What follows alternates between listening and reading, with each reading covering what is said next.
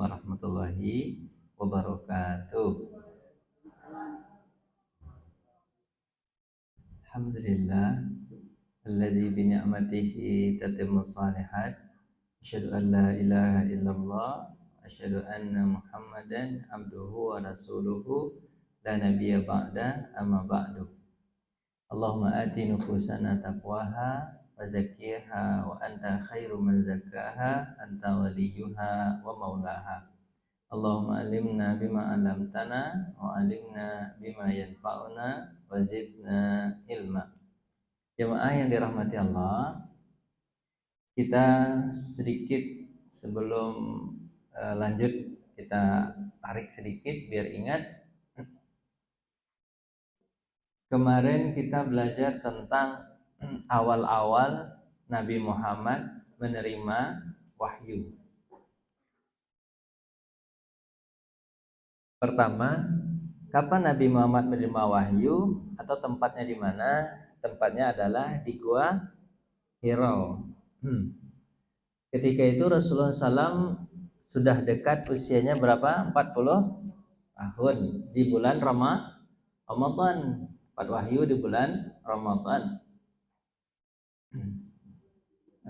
Kemarin kita sudah jelaskan Al-Quran itu turun 2 kali. Kali pertama ke Baitul Izzah, langit dunia. Setelah itu langit dunia baru memberitahu kepada Jibril alaihi salam. Kemudian Jibril mengantarkannya kepada Nabi secara beransur-ansur. Jadi bukan dari Jibril, dari Allah langsung ke Jibril. Apa sebab? Karena Jibril itu tidak bisa bertemu dengan Allah. Apa sebab Bapak Ibu? Ibu, Bapak nggak ada. Apa sebab? Karena kita dengar cerita tentang Isra Mi'raj itu kata Jibril, aku sampai di sini saja ya Muhammad, kau lanjutkanlah ke atas. Ini tuh Bu ya, lanjut ke atas. Kenapa Jibril nggak bisa ketemu? Karena Jibril tidak diberikan kekuasaan untuk bisa bertemu dengan Allah. Terus Nabi Muhammad kan bertemu dengan Allah. Antara Nabi Muhammad dengan Allah dekat seperti satu hasta, kata Nabi kan. Berarti dekat ya Bu ya. Terus Aisyah bertanya kepada Nabi, ya Rasulullah, engkau kan sudah bertemu sama Allah. Bagaimana bentuk Allah? Apa jawaban Nabi? Kaifa arahu fa innahu nur. Bagaimana bisa aku melihat Allah? Sesungguhnya Allah itu cahaya. Matahari aja kita nggak bisa lihat. Ibu bisa lihat matahari? Nggak bisa. Apalagi melihat Allah. Yang menciptakan matahari adalah Allah, dan Allah di atas cahaya dari segala cahaya. Cuman gitu aja. Nanti kalau kita sudah bertemu dengan Allah di mana Bu? Di surga, maka nikmat melihat Allah lebih nikmat daripada surga itu sendiri. Ibu lihat ini kan, ada apa namanya nih? Masjid bagus. Ibu senang kan dalam masjid ini? Ibu kepengen ketemu nggak sama orang yang bikin masjid? Kalau ada masjid yang indah banget. Kalau ketemu sama orang yang bikin masjidnya, ibu lebih senang atau di masjidnya ibu senang? Gimana bahasanya? Ya, membuat masjid tentu kita lebih senang. Apa sebab? Ketemu dengan dia langsung. Wah, gitu. Gitu kan? Gitu.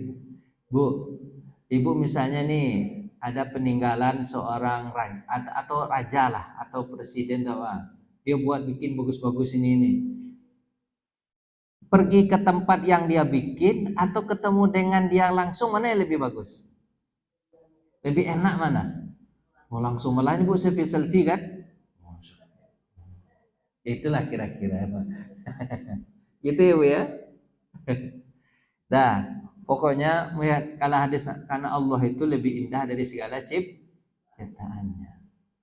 Cuma ini Bu Ibnu Khaldun jelaskan, saya kuatkan lagi nih tentang iman ini.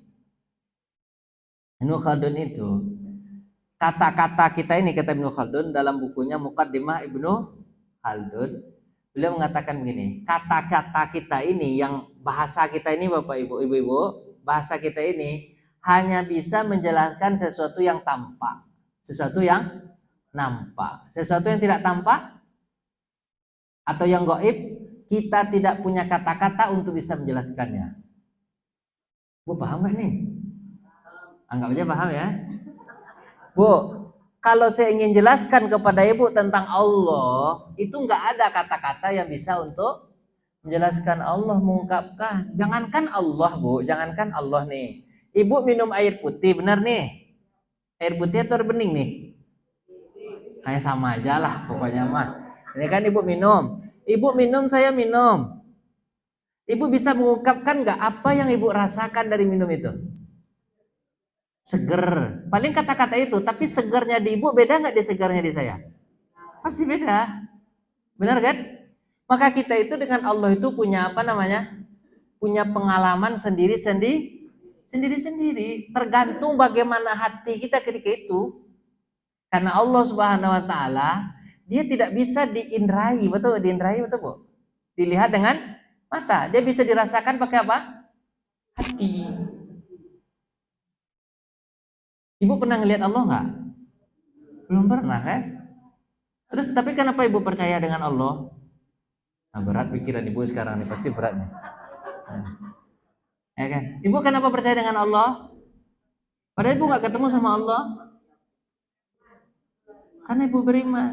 Jangan katakan sesuatu yang tak kelihatan itu tidak ada. Ada. Sesuatu yang tak kelihatan itu bisa jadi ada. Cuman sekarang kita belum bisa melihatnya. Karena Allah simpan. Disitulah letak lemahnya kita. Dalam tubuh kita ini ada roh. Roh itu kelihatan nggak? Ibu punya roh nggak? Serius? Mana? Coba lihat. Mana yang lihat? Lihat roh Ibu. Ada dalam badan, Bu. Bagaimana bentuknya, Bu? Nggak bisa dijelaskan. Apa sebab? Karena dia gaib. Sesuatu yang gaib tidak ada kata-kata yang bisa untuk menjelaskannya. Karena bahasa kita ini hanya bisa menjelaskan yang kelihatan. Tapi kita bisa merasakan ada roh. Kita merasakan ada buktinya bahwa roh itu ada dalam diri kita. Ada. Apa, Bu? Hidup, Ibu. Nafas. Hidup. Coba kalau seandainya saya datang ke sini nggak punya roh, kira-kira gimana, Bu? Saya datang ke sini nggak punya roh, kira gimana? Mengangun. Itu diam aja, nggak bisa bergerak, nggak bisa bicara, nggak bisa makan, nggak bisa minum, itu nggak bisa datang juga. Bisa didatangkan sama orang, dibawa pakai ambulan. Ini Ustaz Roni Hidayat nih akan mengisi pengajian tapi rohnya nggak ada, katanya gimana tuh? Bu berani nggak? Cuman namanya doang gitu. Jadi jadi begini, jangan Ibu katakan sesuatu yang nggak ada itu nggak ada. Dia nanti diadakan oleh Allah. Sekarang ilmu kita nggak sanggup untuk melihat, atau memikirkan itu. Contoh gampang ini, Ibu ketika masuk ke dalam kubur nanti, kalau nggak percaya Ibu matilah dulu. Iya gitu. Meninggal. Ibu nih meninggal. Ibu tahu nggak berapa amalan Ibu nih sekarang nih? Ibu datang ke sini berapa dapatnya? Nggak tahu kan? Nanti Ibu ketika masuk ke alam kubur, kan ini amalan baik nih. Nanti amalan itu dia akan berubah menjadi seorang sosok. Sosok orang. Ibu nanti akan bertanya kepada roh, apa tuh amal baik, pahala baik itu. Dia jadikan seperti tubuh ini. Seperti tubuh. Terus Ibu katakan begini, siapa kamu? Hadis Nabi bilang, siapa kamu? Gak kenal kamu dengan saya. Gak kenal. Aku adalah amal baikmu dulu yang pernah kau lakukan di atas dunia. Sekarang inilah aku. Apa kata ibu-ibu? Kok cantik betul engkau, wangi betul. Cantik dan wangi. Demi Allah, kalau aku tak masuk surga pun gak jadi masalah. Melihatmu saja sudah cukup rasanya nikmat ini. Dengar sama Ibu. Melihat amal kita sendiri yang Allah serupakan dengan seseorang itu merasa kita sudah cukup rasanya. Nggak masuk surga pun tidak jadi masalah. Berarti amal kita indah nggak? Indah, wangi. Pokoknya pas ketika kita melihat dia tuh bawahnya tuh gitu kan. Ibu pernah nggak melihat suami ibu, pas ibu melihat tuh bawaannya tuh, tenang betul hati. Ada gitu nggak ibu melihat suami ibu? Enggak, cuman abulah tuh. Lah. Mungkin melihat bayi kali ibu ya. Bu melihat bayi tuh, melihat bayi. Melihat bayi, ya bayi gimana rasanya ngelihat bayi bu? Gemes, senang. Rasulullah penderitaan itu nggak ada. Apalagi ibu selesai melahirkan. Ibu yang melahirkan bayi itu sudah capek, sudah betul, sudah lelah, hilang rasa sakitnya, betul. Gitulah kira-kira bu. Gimana saya menjelaskan sama ibu? Gimana caranya? Coba jelasin sama saya. Gimana cara menjelaskannya? Nggak ada kata-kata yang bisa untuk menjelaskan sesuatu yang gaib. Tapi dia ada atau nggak ada? Ada ibu. Masa bilang nggak ada? Nah makanya nih Nabi Muhammad ibu. Ketika beliau ini datang wahyu, jadi ibu harus gini bu, kita belajar sirah ini bisa kita rasakan apa yang dirasakan oleh Nabi Muhammad. Dan agar iman kita sama juga seperti Nabi Muhammad. Kemarin kita sudah ceritakan bu, Al-Quran itu diturunkan dari Allah ke Jibril, kemudian ke Bu? Baitul Izzah ke Jibril, kemudian ke Nabi Muhammad lewat apa bu? Lewat pandangan mata atau bukan? Jawablah bu, ibu kan udah kemarin. Bu, Nabi Muhammad itu mendapat wahyu dari Jibril lewat pandangan mata atau bukan? Enggak, karena Nabi Muhammad tidak melihat lembaran. Apa sebab? Nggak bisa baca. Terus Nabi Muhammad itu mendapat wahyu dari Jibril itu lewat didengarkan ke telinga atau enggak? Kok iya jawabannya? Enggak ibu, langsung ke mana? Ke hati. Kalau ia lewat pendengaran telinga, ini kan Nabi ngaji nih, Nabi ceramah nih, misalnya ceramah ya, depan sahabat begini, Nabi begini, tahu-tahu datang Jibril, hai Muhammad, ini wahyu. Nabi Muhammad serius ya. Nah, terus Nabi Muhammad mengatakan, telah datang kepadaku wahyu. Tolong kalian hafal ya, ini isinya. Dari surat ini letak ayatnya ayat sekian sampai ayat sekian. Nabi jelaskan itu, suratnya surat itu, ayatnya dari sekian sampai ayat sekian ya. Catat ya. Ayat pertama. Nah, Nabi Muhammad mengumumkan, nyampe. Apakah sahabat ketika itu mendengar apa yang disampaikan oleh Jibril? Kalau lewat pendengaran telinga pasti sampai. Sebab saya ceramah ini ibu dengar nggak semua? Dengar semua? Iya, alhamdulillah berarti telinga masih pas. Masih ya. Berarti masih dengar kan? Tapi sahabat dengar nggak? Jibril ngomong itu kepada Nabi Muhammad? Nggak dengar. Makanya Nabi mengatakan, Al-Quran mengatakan, Inna anzalnal Qur'ana ala qalbika. Kami turunkan Al-Quran ke mana? Maka ibu, kalau baca Quran, memang ia perantara mulut, memang ia lihat dari mata, memang ia lewat dari telinga kita dengar ibu. Tapi jangan sampai di situ. Al-Quran itu harus sampai ke mana? Ke hati. Gimana cara membuat Al-Quran sampai ke hati ibu? Iya tentu ibu tahu artinya, ibu tafsirkan, terus ibu tadaburi, pikirkan betul-betul benar nggak nih? Benar. Coba ibu pikirkan, nggak ada selama 14.400 tahun yang dari 1400 tahun yang lalu Quran diturunkan sampai sekarang tidak ada orang yang bisa berani bantah. Ada nggak berani bantah Quran bu? Ada nggak? Sehebat-hebat ilmuwan orang sekarang tentang masalah apa, misalnya kedokteran ya bu ya, tentang apa? Kedokteran. Kata Quran dulu, kata Quran, bayi itu usia 120 hari baru ditiupkan roh. Apa kata orang sekarang yang telah menemukan USG? Benar, bayi itu ditiupkan roh ketika usia 120 hari. Ada yang berani bantah nggak? Oh salah Quran tuh, salah Quran tuh, 150 hari baru ditiupkan roh. Ada yang bisa berani bantah? Padahal dulu Nabi Muhammad punya USG atau enggak? Udah ada USG Nabi Muhammad? USG ada. Belum ada kan? Tapi kenapa kok bisa disampaikan begitu? Karena dia wahyu dari Allah. Kita nggak ulang lama-lama lagi Bu, yang penting Ibu gitu ya.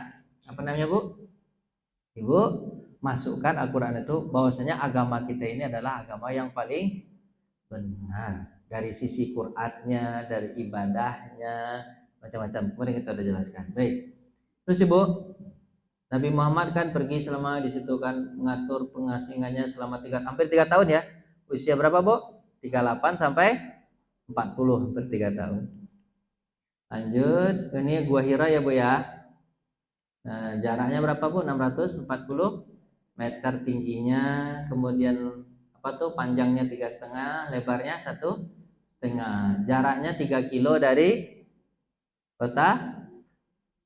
Ka'bah. Berapa kilo dari Ka'bah? Sekitar 3 kilo naik ke atas di puncak ini, Bu ya. Lanjut. Kita cepat aja, Bu ya. Jibril turun membawa apa, Bu? Wahyu. Wahyu pertama yang diturunkan Jibril, bercepat aja. Ini ada yang mengatakan bulan apa, Bu? Ramadan ya. Tapi kemarin kita udah jelaskan, ini turun sekaligus dari Allah ke Baitul Izzah. Kemudian ini turun secara beransur-ansur kepada Nabi Muhammad. Dari Jibril ke Nabi Muhammad tanggal berapa? 17 Ramadan. Karena Quran itu turunnya 2 kali.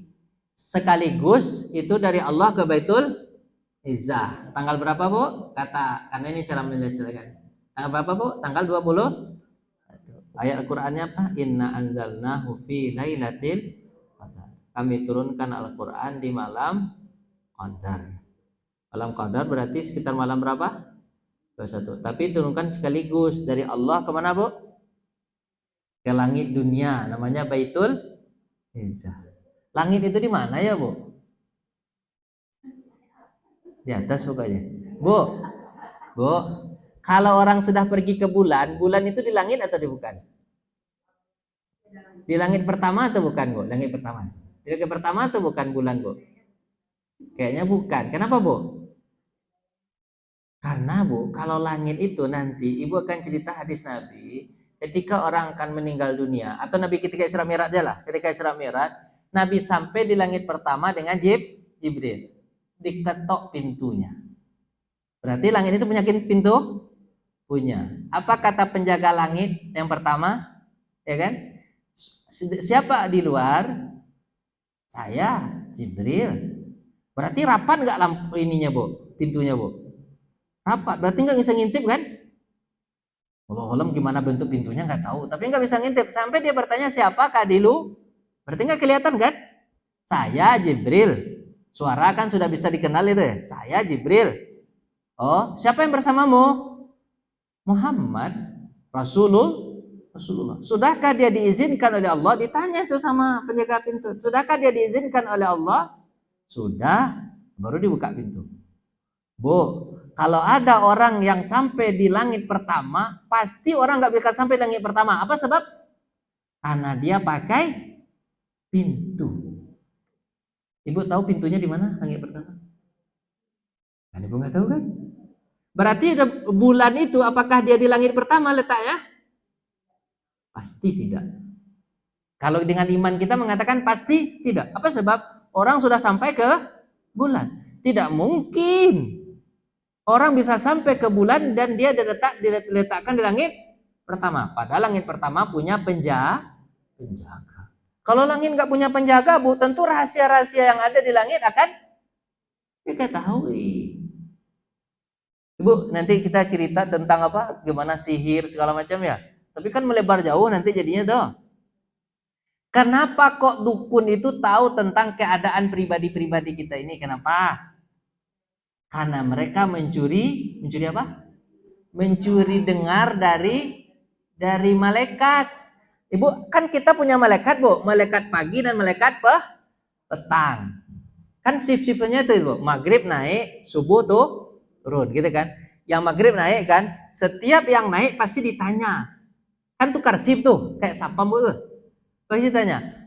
Kalau Allah langsung bertanya itu, Bu. Cuman cara Allah bertanya nggak tahu, cuman pertanyaan itu dalam hadis Nabi. Kaifa taraktu abdi? Bagaimana kau tinggalkan hambaku? Misalnya dia adalah sholat, aku tinggalkan dia dalam keadaan sholat. Terus pada hari itu tentu Allah kasih tahu apa? Takdirnya.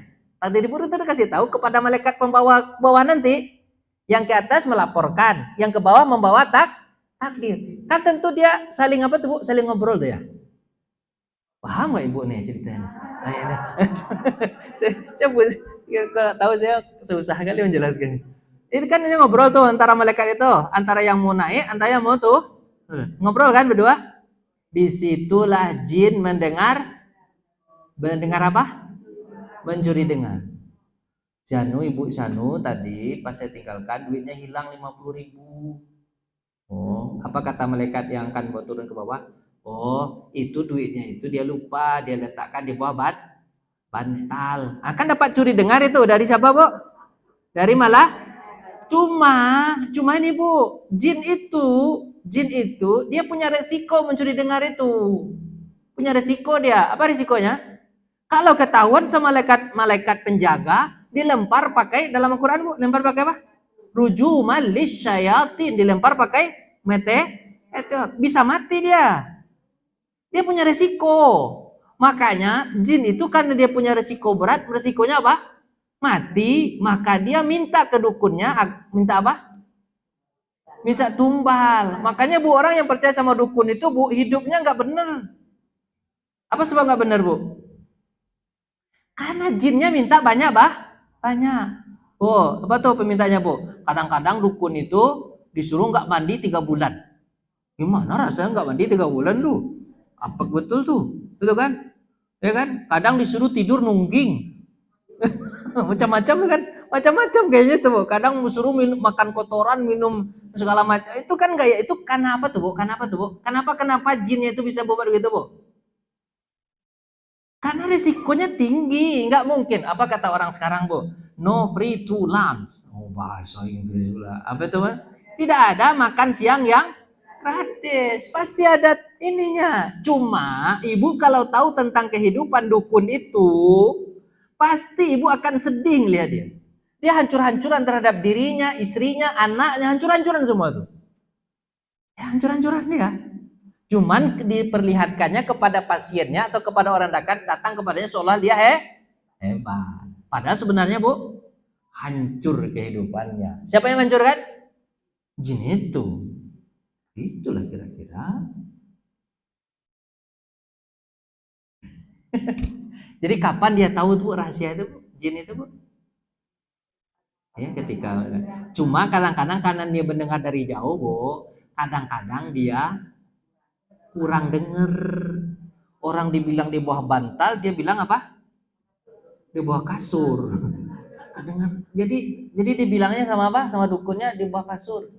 Orang bantal karena dia dengar dari jauh. Karena dia nggak agak punya kekuasaan untuk dengar dekat dengan malah dia jauh-jauh dengar. Kayak orang ngintip lah gitu. Kalau ketahuan dilempar, bisa mati resikonya. Dah, cerita itu aja lah. Saya coba membahasakannya ke Ibu, walaupun itu kan sulit Ibu tangkap. Apa sebab? Karena dia lanjut. Jibril turun membawa wahyu. Surah apa yang turun, Bu? Iqra bismi rabbikal ladzi khalaq. Bacalah dengan nama Tuhanmu yang telah menciptakan kamu dengan segumpal. Mana ayatnya? Ada ayatnya? Saya lupa ya. Lupa saya, Bu. Ayatnya ini aja lah kita baca.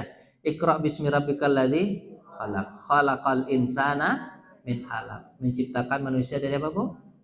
Dari darah, dari segumpal ini mengisi hati Nabi. Oh, ternyata kan Nabi Muhammad yang dipikirkannya ketika ini tuh, Bu, di Gua Hira itu dipikirkannya apa?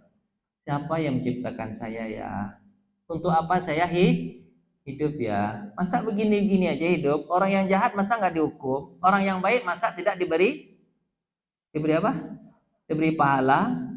Nggak mungkin ini. Akal kita aja tidak apa, Bu? Tidak menerima kalau yang jahat tidak dihukum. Pasti ada tujuan hidup. Kalau saya memang diciptakan, kalau saya memang lahir dari ayah saya lahir tentu dari kakeknya. Kakeknya lahir tentu dari uyutnya. Sampai ke atas pusing lebih mau mikirkan. Terus siapa orang yang pertama? Terus siapa yang ciptakannya? Pusing lebih mau mikirkan. Makanya saya katakan, Bu, Nabi Muhammad itu kenalkah dengan Allah sebelum wahyu datang? Jawab lah, Bu, dikit. Kan udah dijelaskan kepada. Belum kenal, Ibu. Karena wahyu itu atau yang gaib itu nggak bisa kita dapatkan kecuali dengan wahyu. Dengan otak ini bisa mencari nggak, Bu? Nggak ketemu. Dulu saya sudah sampaikan sama Ibu tentang Ibrahim alaihi salam. Cari Tuhan juga kan Nabi Ibrahim. Nampak apa, Bu? Bintang. Ibrahim bilang apa? Di situ Tuhan saya duduk tuh. Tapi bintang hilang? Nggak mungkin. Tuhan bisa hilang atau istirahat. Sebab kalau Tuhan istirahat, angin ini harus ada yang ngatur. Kalau angin ini nggak ada yang ngatur, Bu, kadang-kadang dia pergi sana, besar. Yang di sini nggak dapat angin sama sekali. Gimana kira? Kan nggak mungkin. Terus dilihatnya apa lagi, Bu? Bulan, ya kan? Ya bulan. Di situ Tuhan saya. Di sana dia duduk, lebih besar dikit. Tapi ketika bulan hilang, nggak mungkin Tuhan itu istirahat. Sebab kalau dia istirahat, tumbuh-tumbuhan ini ada yang tumbuh, ada yang mati. Gitu kan? Harus ada yang ngatur. Kapan dia mati, kapan dia tumbuh. Kan ini kan, Bu, tumbuh-tumbuhan itu tumbuhnya pas jam 7 aja atau kapan-kapan tumbuhnya, Bu? Jawab lah dikit, Bu. Ibu pusing betul. Tumbuh-tumbuhan itu tumbuhnya kapan-kapan di waktu yang Allah tentukan atau pas jam 7 baru tumbuh semua dia? Kapan-kapan, dia nggak ada sip-sipannya Tuhan itu. Misalnya, Bu, jam kerja Tuhan dari jam 8 sampai jam 4 sore. Habis itu nggak kerja lagi, nggak nerima lagi. Bisa nggak gitu, Bu? Nggak ada. Kullu yaumin huwa fi sya'nin. Dalam surah Ar-Rahman. Setiap hari itu Allah sibuk. Sibuk ngapain, Bu? Bayangkan sama ibu urusan Tuhan itu bukan urusan ibu aja. Urusan apa tuh? Numbuhin putih, gitu. Ibu sibuk nggak kira tuh numbuhin putihnya ini yang bertunasnya nih? Sibuk nggak, Bu? Sibuk banget. Tapi semua selesai sama Allah? Selesai karena Dia Maha Kuasa. Cuman kata-kata nggak bisa menjelaskan tentang Allah tuh, Bu, ya. Kalau Ibu nanti ingin pemahaman lebih lanjut, Bapak Ibu tanya aja sama Allah nanti. Gimana caranya Allah kawan Ibu? Nanti Ibu tanya, nanti Ibu nanti di akhirat pasti nanti ketika Ibu ketemu sama Allah, Ibu tanya apa yang Ibu ingin tanya. Dan setiap pertanyaan ada jawabannya. Dan setiap orang setelah dijawab, dia akan mengatakan, oh, jawaban itu. Jawaban keyakinan.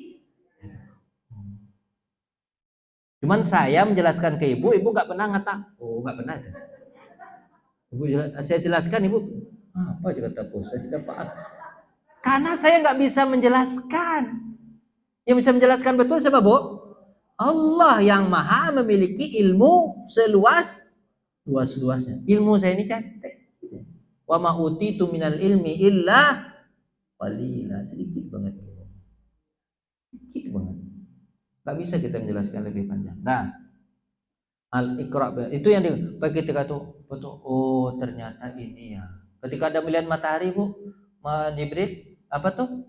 Apa? Ibrahim, ini Tuhan. Ternyata apa tuh hilang, dia bilang apa? Tuhan masa istirahat. Sementara setiap orang butuh diatur nafasnya. Ada yang turun, ada yang naik. Coba kalau nggak diatur sama Allah nafasnya, naik aja. Atau nggak turun dia, gimana kira? Atau naik turun aja. Harus ada yang ngatur, betul kan? Oh. Apa kata Ibrahim setelah itu? Aku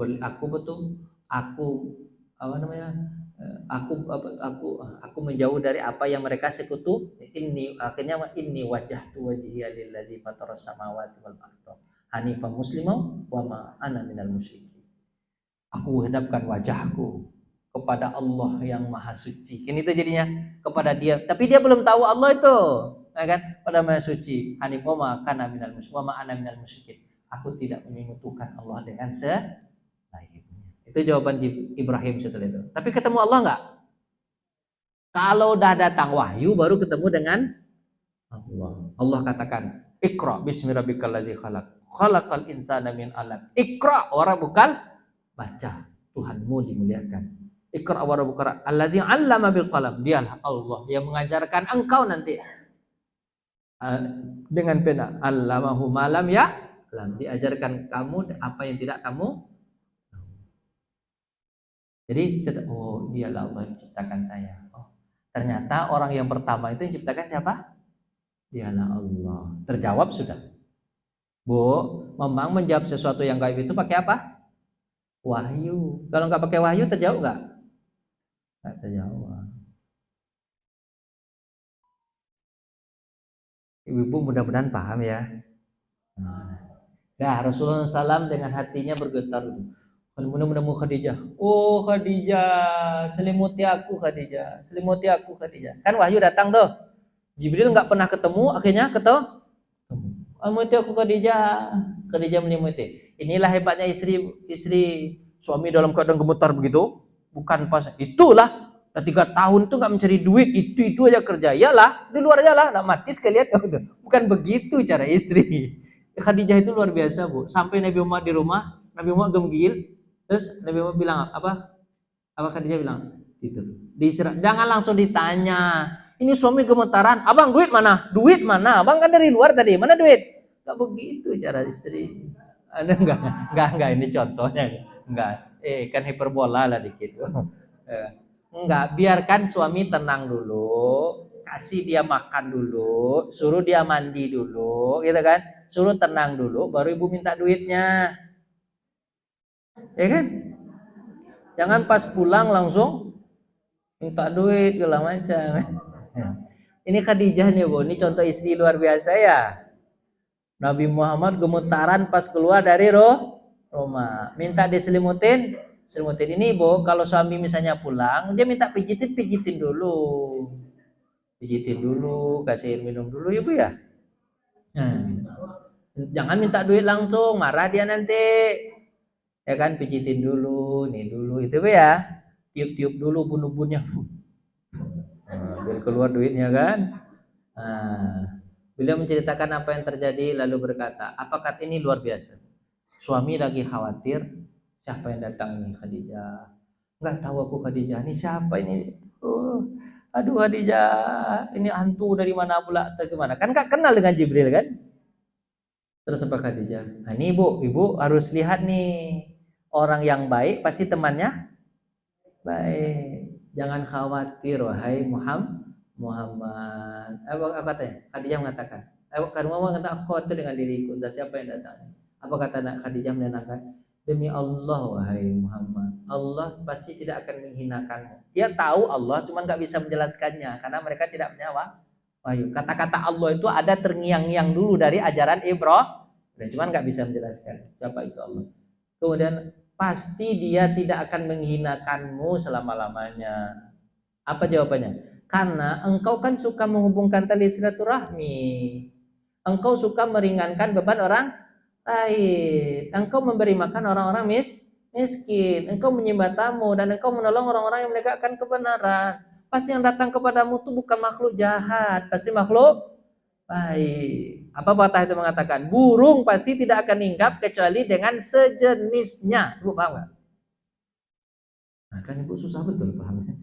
Bu, burung elang, burung pipit mau hinggap nggak dengan elang, Bu? Mau nggak dia barengan bersenter, Bu? Mau nggak? Kenapa nggak mau? Dipatoknya sama elang, mati dia. Burung pipit itu akan hinggap sama burung-burung pipit. Burung elang hinggap sama burung elang. Kalau ada burung elang hinggap sama burung pipit nggak diapa-apainya, pasti dipertanyakan keelangannya. Iya kan? Banci dia berarti. Bu, jadi Bu, orang baik itu kumpul-kumpul sama siapa? Orang-orang baik. Maka orang itu pasti dilihat siapa temannya. Gitu. Yang datang kepadanya, kalau dia orang baik, Bu, orang baik, apa tuh? Al jaza min jinsil amal, kata Nabi. Balasan itu sesuai dengan amalan. Kalau dia baik, Bu, ibu jangan khawatir. Jangan khawatir. Balasan ibu pasti kebaikan. Ibu baik sama suami, contohnya baik sama suami. Contohnya mau maafin ya, contohnya. Suami ibu jahat sama ibu. Apakah nanti balasannya adalah keburukan? Enggak. Pasti kebaikan. Pasti kebaikan. Walaupun suami ibu jahat kepada ibu. Maksudnya kebaikan itu apa? Maksudnya kebaikan itu apa? Nanti akan Allah utus ada orang-orang yang akan berbuat baik sama ibu. Jadi ibu ketika berbaik sama suami itu, Bu, jangan merasa rugi. Seharian saya sudah capek menjiti dia, tidak ada dapat satupun sama dia. Enggak begitu, Ibu. Yang jelas ibu sudah dapat pahala. Sudah dapat pahala atau enggak? Ibu suguhkan makanan, ibu kasih minuman atau segala macam, ibu sudah dapat pahala atau enggak? Iya, jangan minta jangan minta apa tuh? Jangan berharap sesuatu yang lebih. Pahala aja udah, kalau dikasih lebih ya alhamdulillah. Makanya ibu semangat terus kalau ibu beramal baik. Sebab kalau ibu beramal baik karena orang lain itu namanya ria. Ya kan? Ria atau syirik kan, karena syirik tuh. Ibu melakukan amal itu, lakukan aja amal itu. Balasannya sudah ditetapkan sama Allah Subhanahu wa taala. Paham gak ibu ya? Saya tanya terus ya. Saya takut ibu-ibu tuh gini aja. Paham ya? Saya nggak tahu. Harus bertanya terus saya. Serius. Makanya ibu-ibu jangan ibu ya. Ibu, kalau ada orang, kalau ibu baik sama orang, habis itu orang itu nggak baik sama ibu, ibu gimana rasanya? Nggak enak ya rasanya, emang nggak enak. Tapi ibu yakin kan perbuatan baik itu sudah dicatat sama, pasti dapat pahala. Tapi ibu ingat ya, bu, yang paling menyakitkan bagi orang jahat adalah ibu berbuat baik kepadanya. Misalnya ibu habis apa itu namanya? Disemprot, diapain? Dimarahin sama orang, sama tetangga ibu aja contohnya. Sore-sore ibu masak bakwan, ibu antarkan ke rumah dia. Kira-kira dia ngomong apa? Pasti nggak bisa ngapain. Cemana pula nih? Saya tadi udah jahat sama dia, tapi kok dia tetap. Itu paling menyakitkan. Pembalasan yang paling menyakitkan. Kalau dia jahat sama ibu dengan omongannya, terus ibu balas omongannya, bu, itu biasa tuh, standar tuh. Tapi kalau ibu ingin lebih menyakitkan kepada dia, menyakiti dia, gimana caranya? Bukan dengan keburukan, tapi apa? Dengan kebaikan. Sebab dengan keburukan akan balas-balasan dia. Tapi itu susah. Tapi itu yang dilakukan oleh Nabi Muhammad SAW. Nggak bisa ngapa-ngapain orang terbayang. Kecuali hanya tunduk kepada Nabi Muhammad SAW. Tunduk dia sama ibu, nanti itu cobalah. Ibu tetap baik. Suami ibu misalnya jahat sama suami lain. Jahat, bu. Ibu tetap baik sama suami itu, bu. Suami ibu tuh pasti dia kehilangan akal bagaimana cara berbuat jahat sama ibu. Dia akan merasa bersalah terus kalau dibuat jahat. Tapi itu berat. Sabar itu berat. Yang ada membalas, ya kan? Membalas itu yang terjadi apa? Balas-balasan. Nah, akhirnya bu, apa yang terjadi bu? Setelah itu datanglah, apa bu? Kira-kira begini aja bentuknya bu ya. Dah tua dia bu. Dan Khadijah membawa Nabi Muhammad kemana bu? Ke Waraqah bin Naufal. Waraqah ini siapa bu? Bin Asad bin Abdul Uzza, anak paman Khadijah. Dia sebenarnya seorang apa bu? Nasrani. Kenapa kok Nabi Muhammad dipertemukan dengan orang Nasrani bu? Dia agamanya Nasrani, bukan patung. Agar orang Nasrani tahu bahwa orang Nasrani dulu tuh tahu bahwa Muhammad itu adalah Nabi. Ini pengakuan siapa, Bu? Waraqah bin Naufal. Nabi menceritakan yang dialaminya, akhirnya Waraqah berkata, ini adalah namus. Apa kata dia? Namus nama lain daripada Jibril alaihi salam. Ini namus yang diturunkan kepadamu Musa juga, gitu kan? Andaikan aku masih muda pada masa itu, andaikan aku masih muda, tatkala kaum mau mengusirmu, pasti aku akan, ulang-ulang ya, pasti aku akan membelamu. Kata Waraqah, umurnya ketika itu sudah 80 tahun lebih, ya kan? Kenapa dipertemu dengan orang Nasrani, bu? Tujuannya apa? Agar orang Nasrani tahu bahwa orang Nasrani yang dulu tahu Muhammad itu adalah Nabi. Tapi kenapa orang Nasrani sekarang ini nggak mau tahu Muhammad itu Nabi? Hikmahnya adalah agar orang Nasrani sekarang nggak bisa ngomong. Maka dipertemukan sama Allah sama siapa? Orang Nasrani. Sebab dalam kitabnya itu sudah menjelaskan tentang Muhammad. Hum ya'rifuna abna'ahu kama ya'rifunahum kama ya'rifuna hum ya'rifunahu kama ya'rifuna. Dia tak kenal betul dengan Nabi Muhammad itu seperti dia mengenal anaknya dia sendiri. Jadi Muhammad itu Bu dikenal sama orang Nasrani dan orang Yahudi. Nanti ketemu sama orang Yahudi nanti lagi nih. Ya kan? Kenapa Bu? Dia mengenal Nabi Muhammad itu seperti mengenal anaknya sendiri. Ibu kenal nggak dengan anak Ibu? Kenal lah. Kenapa sebab Ibu kenal betul dengan anak Ibu? Karena memang Ibu yang mengandungnya segala macam itu kan. Seolah-olah ini cerita tentang Nabi Muhammad itu Bu sudah ada dari semenjak Nabi Adam alaihi salam. Ciri-cirinya itu sudah jelas sangat rapi dalam kitab-kitab sebelumnya. Cuman orang sekarang di dalam kitab mereka orang Nasrani ada nggak tentang kenabian Nabi Muhammad SAW? Pasti dihapus. Berarti kitab mereka sudah dirubah. Kalau enggak mungkin. Si Waraqah bin Nawfal tahu. Ibu paham nggak ini Bu? Ibu saya bilang, oh Pak Ustadz ini namanya apa namanya itu Bu? Ini pelecehan agama nih. Enggak, saya mau jelaskan sama Ibu. Begitulah agama mereka itu. Sudah dirubah sesuai menurut agama kita. Kan saya nyampaikan ini di depan ibu-ibu, bukan di depan orang Nasrani. Kalau depan orang Nasrani ini nggak perlu Ibu sampaikan ini. Apa sebab? Sakit hatinya. Sakit hatinya Ibu sampaikan ini. Nggak perlu Ibu sampaikan ini. Cukup Ibu imankan saja bahwa agama Ibu ini benar, agama mereka salah. Tapi nggak perlu dikasih tahu kepada mereka agamamu salah nih. Nggak kasih sakit hati mereka. Nggak usah dikasih tahu, biarin aja dia cari sendiri. Kalau Ibu kasih tahu nanti sakit hatinya. Nah, cuman kalau dia dengar ceramah saya karena ditaruh di YouTube, terserah dia lah. Ngapain dia dengar? Dia ceramah sama ibu-ibu. Orang-orang Nasrani juga menjelekkan kita nggak Bu? Saya mau tanya sama Ibu, agama itu saling menjelekkan atau enggak? Agama itu saling menjelekkan atau enggak? Ya, pasti Bu. Ya Hindu menjelekkan Buddha enggak? Misalnya enggak betul, menyalahkan Buddha enggak? Ya, Buddha menyalahkan Hindu enggak? Hindu menyalahkan Kristen enggak? Kristen menyalahkan Hindu enggak? Islam menyalahkan Hindu enggak? Buddha menyalahkan Hindu. Kayak gitu kan bolak-balik gitu kan agama itu. Apakah agama itu saling apa tuh? Saling apa? Saling apa tuh Bu? Saling menggenapkan satu sama lain. Apakah seperti itu agama? Agama ini saling menyalahkan. Kalau ada orang mengatakan agama itu sama, bisa disamakan nggak Bu?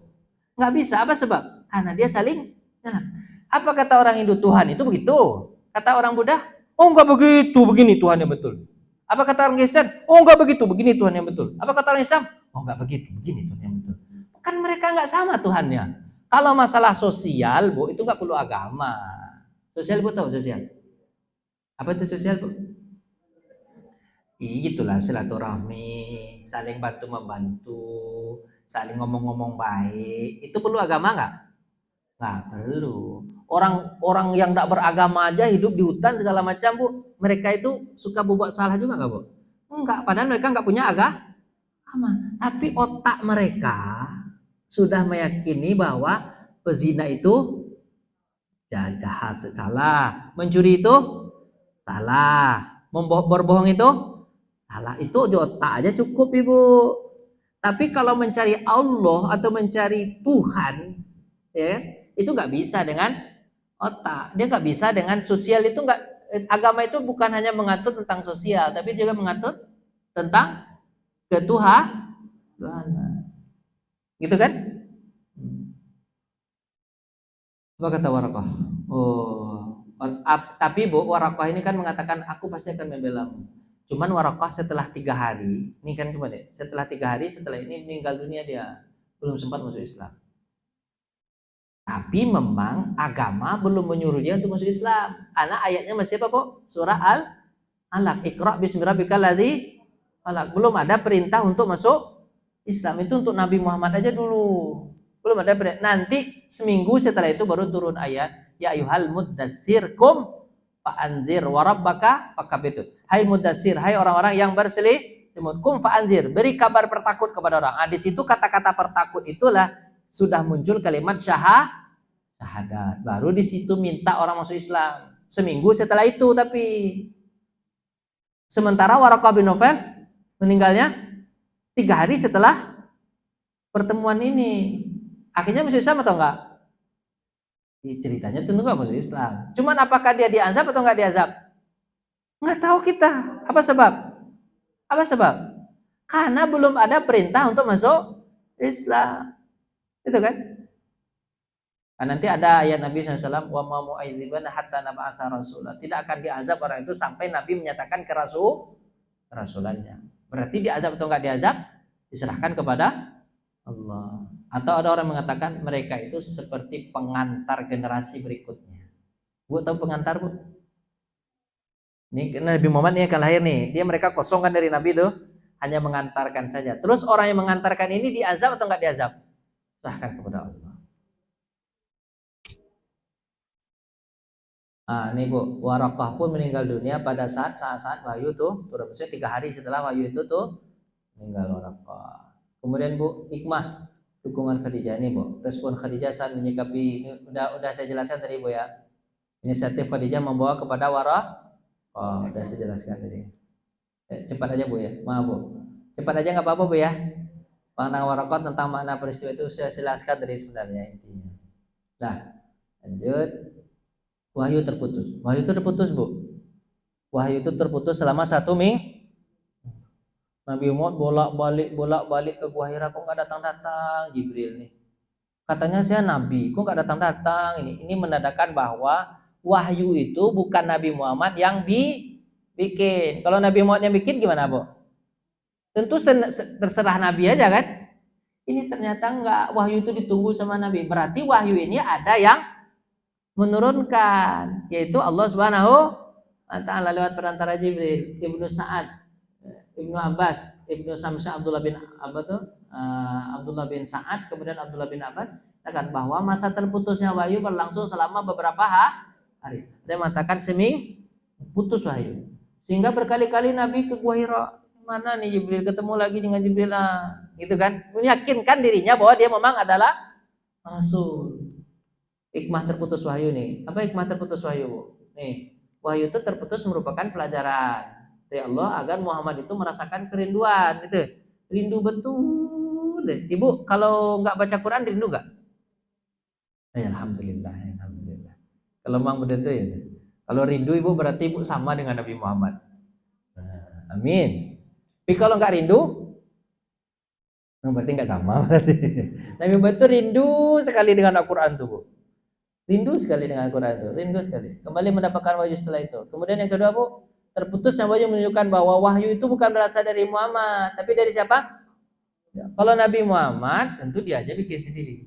Bu pernah dengar cerita nggak?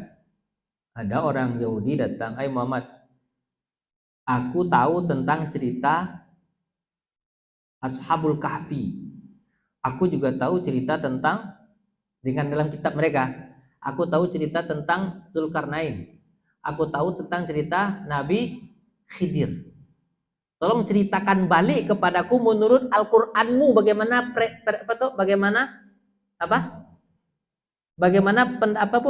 Al-Qur'an bercerita tentang Ashabul Kahfi, apa lagi? Nabi Khidir, kemudian Nabi Zulkarnain. Apa jawaban Nabi Muhammad? Besok datang, insya Allah aku ceritakan. Apa kata orang Yahudi? Kalau kau bisa menceritakannya dengan benar, kan itu cerita orang lama tuh. Kalau benar kau ceritakan sesuai dengan kitab kami, berarti kau memang Rasul, aku beriman. Tapi kalau enggak jadi beriman. Itu tantangan siapa, Bu? Yahudi. Apa jawaban Nabi? Besok datang, aku akan kasih. Ketika itu belum turun. Habis itu, Bu, sehari besok datang orang Yahudi. Mana ceritakanlah. Oh, belum datang wahyu lagi. Enggak tahu aku. Anda datang wahyu. Tunggulah. Apa kata orang Yahudi? Kamu kemarin berjanji hari ini. Enggak. Tunggulah. Besok dia datang lagi. Dia olok-oloknya Nabi Muhammad. Kan? Kamu enggak bisa ceritakan, kamu bukan nabi. Besok seminggu setelah itu ada yang mengatakan 10 hari setelah itu enggak turun-turun wahyu. Udah panas kuping Nabi Muhammad, dia ejek terus itu. Baru setelah itu datang wahyu. Sambil datang wahyu di tengah-tengah ayat ke-14-nya, apa kata Allah? Hai Muhammad, pandai-pandai kau mengatakan bahwa besok akan datang ceritanya. Kalau kau ingin berjanji kepada orang, katakan insya Allah kalau Allah berkehendak. Ditegur sama Allah Nabi Muhammad tuh, pandai-pandai kau mengatakan begitu. Nabi Muhammad. Jadi Al-Quran itu bukan keinginan Nabi Muhammad turun sesuai dengan keinginan Allah Subhanahu wa taala. Kalau seandainya atas keinginan Nabi Muhammad tentu langsung bisa jawab. Ya kan? Tapi nggak bisa jawab. Malah Allah tegur Nabi Muhammad. Jangan kau bilang besok-besok, tapi katakan apa? Insya Allah ini fa'ilun zalika ghada. Walakin yaqulu insya Allah. Jangan kau katakan besok, tapi katakan apa? Insya Allah. Kalau Allah mengizinkan. Setelah itu Nabi Muhammad menceritakan, setelah turun tuh kan ini cerita. Dia menceritakan tentang Ashabul Kahfi, dia menceritakan tentang apa? Zulkarnain, dia menceritakan itu kan surah Al-Kahfi semua itu. Kan banyak tuh. Habis itu baru orang kafir, oh cerita yang kau ceritakan lebih lengkap daripada cerita yang kami dapat dalam kitab kami. Akhirnya mereka gitu ibu. Jadi ibu jangan katakan nanti ada orang mengatakan Muhammad itu kan pandai-pandai dia itu bikin Al-Quran sendiri. Mana mau bikin Quran sendiri? Itu banyak sekali ayat-ayat yang menyatakan Muhammad itu menunggu. Nah, lanjut bu. Tidak ada. Tak kala Nabi Muhammad sedang berjalan, tiba-tiba baru terdengar apa bu? Dengar apa bu? Suara dari langit. Apa kata suara itu? Hei Muhammad, kok itu Rasul? Ternyata dia melihat di atas buah itu, resmi itu, ada sebuah kursi tergantung di langit. Itulah ceritanya. Ini kan iman ibu ya, di langit. Kemudian aku mendekatinya hingga tiba-tiba terjerembab. Jatuh Nabi Muhammad. Gara-gara apa bu? Takut lagi. Habis takut bu, dia rindu tapi takut. Ketemu Jibril, habis itu lari, lari pulang. Padahal tadi ceritanya mau ketemu sama Jibril, tapi pas ketemu lari lagi. Apa sebab? Karena Jibril itu kan makhluk asing bagi Nabi Muhammad SAW. Ibu nggak pernah ketemu sama orang itu kan, ibu kira hantu itu kan? Lari Nabi Muhammad. Kemudian dia berkata lagi kepada istrinya, selimuti aku, selimuti aku.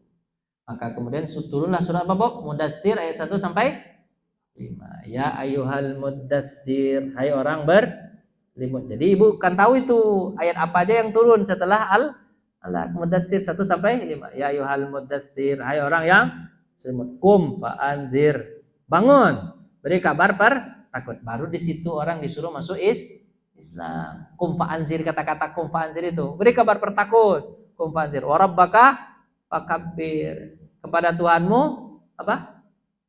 Besarkan. Warujza fahjur, yang buruk-buruk tinggal. Nah, jadi bu, syarat orang untuk berdakwah itu di situ tuh. Syarat orang berdakwah kan di situ tuh. Kasih tahu ke orang lain, tapi yang kau kasih tahu itu bukan menghebatkan dirimu, tapi menghebatkan siapa? Allah. Warabbaka fakabbir, Tuhanmu besarkan. Jadi bu, kalau ceramah itu bu, kalau membesarkan diri namanya branding. Apa namanya bu? Branding. Allah nggak suka itu. Gak akan naik. Bagus itu. Yang disukai Allah apa? Nama-nama Allah aja diagung-agungkan. Kan ceramah itu bukan ingin diagungkan kita kan, yang ingin diagungkan siapa? Allah. Gitu. Jadi ibu kalau dakwah ke orang, bukan apa yang ada di kepala ibu, tapi apa? Apa yang ada di Al-Quran. Kalau apa yang ada di Al-Quran orang nerima, tapi apa yang ada di kepala kita pasti orang beda-beda pendapat. Bu, beberapa kali Nabi Muhammad itu dakwahnya pakai Al-Quran aja, dia nggak pakai pendapatnya dia. Contoh, datang namanya Uqbah bin Mu'id. Ya Rasulullah, aku tawarkan kepadamu 3 tawaran. Kita agar baik-baik aja kita nih ya, kita toleransi aja kita. Biar kita nggak berkelahi nih Muhammad ya. Nanti Uqbah bin Mu'id namanya, orang negosiasi dengan Nabi Muhammad. Sehari kita sembah Allah, sehari sembah patung. Kan enak itu. Jadi apa namanya itu? Apa namanya itu, Bu? Saling enak tuh apa namanya, Bu? Toleransi. Sehari sama-sama ke masjid, sehari sama-sama ke gereja atau ke patung Hubal. Boleh begitu, boleh? Boleh nggak begitu, Bu? Apa jawaban Nabi? Allah nggak mengizinkan. Apa kata Uqbah bin? Oke, tawaran lebih daripada itu.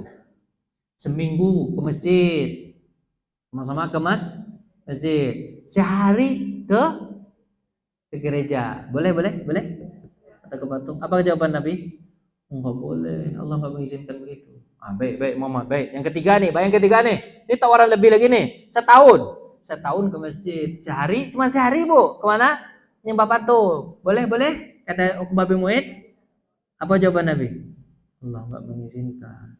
Marah Uqbah bin Mu'id. Sudah setahun ya, lama betul. Nah, sekarang begini, ini penawaran terakhir, nggak ada cerita tawaran berikutnya lagi. Tawaran terakhir.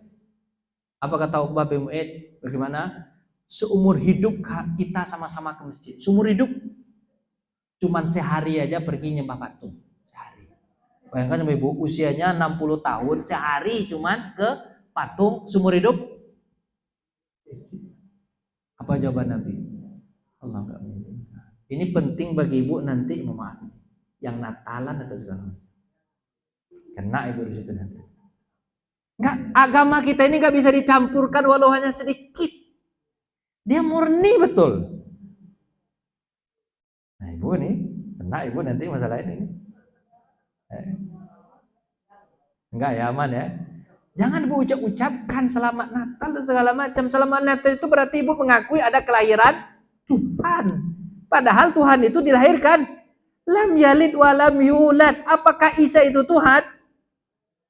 Ini ke situ perginya lagi tuh.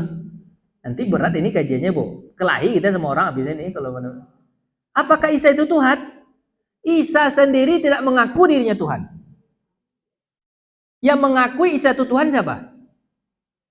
Penganutnya. Tapi kalau Allah mengaku nggak diri dia adalah Tuhan? Allah mengaku. Tuh Allah nih Bu, mengaku. Innani anallah. Itu dalam surat Taha itu. Aku adalah Allah. La ilaha illa ana. Tiada Tuhan selain saya. Fa'budni, sembah saya. Wa aqimis salata li zikri. Dirikan salat untuk mengingat saya. Kata siapa? Allah dalam surat Taha. Tapi Tuhan yang dipertuhankan oleh orang-orang lain selain Allah tidak ada yang mengaku sebagai Tuhan. Tuhan Hindu, Tuhan Buddha, Tuhan Konghucu, Tuhan segala macam ngaku nggak dia sebagai Tuhan? Kalau mereka nggak ngaku sebagai Tuhan, patutkah mereka dijadikan Tuhan? Jawabannya lagi tuh. Ayolah Bu jawab. Patut nggak Bu? Dia aja nggak ngaku sebagai Tuhan. Terus yang mengakui mereka sebagai Tuhan siapa? Ya penganutnya, diangkat-angkat aja sesuai dengan konsensus bersama. Bang Tuhan itu bisa diangkat sesuai konsensus bersama? Nggak bisa. Jadi Ibu kalau misalnya selamat Natal mengaku, jadi efeknya ke situ. Walaupun memang ibu-ibu dikaburkan selamat Natal kan cuma ngucapin aja. Kalau hanya sekedar ucapan, suruh dia syahadat. Coba syahadat, asyhadu an la ilaha illallah, asyhadu anna muhammadar rasulullah. Itu kan hanya sekedar ucap. Berani nggak dia? Wah berani. Bisa. Makanya agama kita itu nggak bisa dicampurkan sedikit pun. Kalau makin panjang saya cerita ini makin marah Ibu nanti sama saya. Ataupun nggak Ibu yang marah yang lain. Sebab kita ini sudah diapakan otak kita ini, sudah diapain tuh? Di brainwash, sudah dicuci. Itu kan cuma sekitar. Masalahnya ini keyakinan. Ada hubungannya dengan kita. Karena mengucapkan Natal itu berarti mengucapkan selamat lahir Tuhan. Padahal Tuhan itu dilahirkan? Bukan. Isa itu Tuhan? Bukan. Isa itu adalah Nabi. Tapi kalau Ibu ucapkan sama orang Kristen tuh begini nggak apa-apa. Selamat ya, Isa menjadi Nabi Allah Subhanahu Wa Taala. Boleh Ibu katakan itu? Boleh, sampaikanlah. Ibu berani. Di tanggal 25 Desember itu Ibu sampaikan. Saya hanya bisa mengucapkan selamat ya, Isa itu adalah Nabi Allah Subhanahu Wa Taala sebelum Nabi Muhammad SAW. Bu bisa mengucapkan itu berani?